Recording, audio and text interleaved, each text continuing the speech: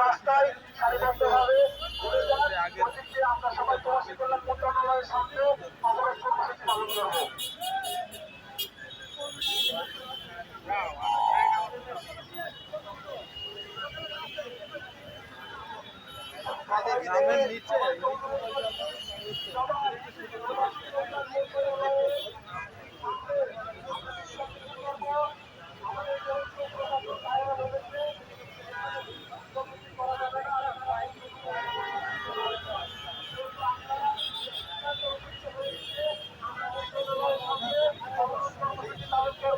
এবং আমাদের সমস্যার সমাধান না আসা পর্যন্ত সেখান থেকে আমরা দাঁড়িয়ে ছিল না।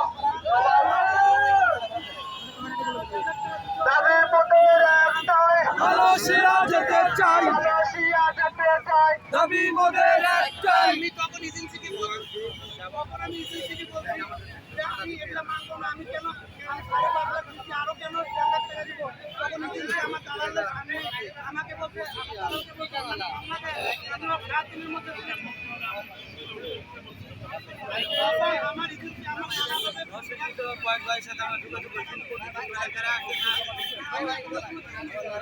আমাকে আমার এজেন্সি অনেক বার বলছে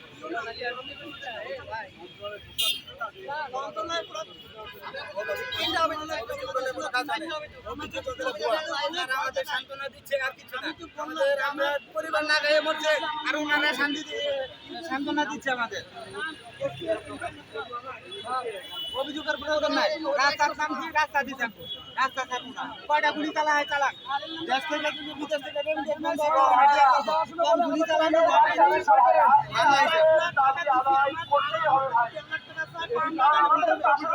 অবস্থা নাই থাকে। আপনারা সবাই জানেন যে কোন অবস্থাতে আসছেন, অনেকে এখন অনেকে ধার করে আসছে, ঢাকা ধারের টাকার জন্য।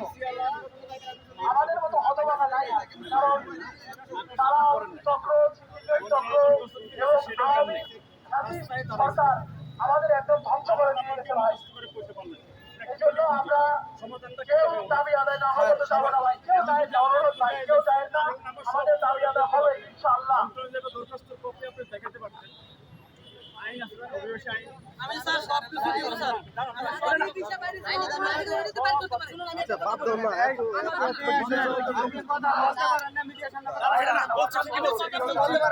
ঠিক বলছো।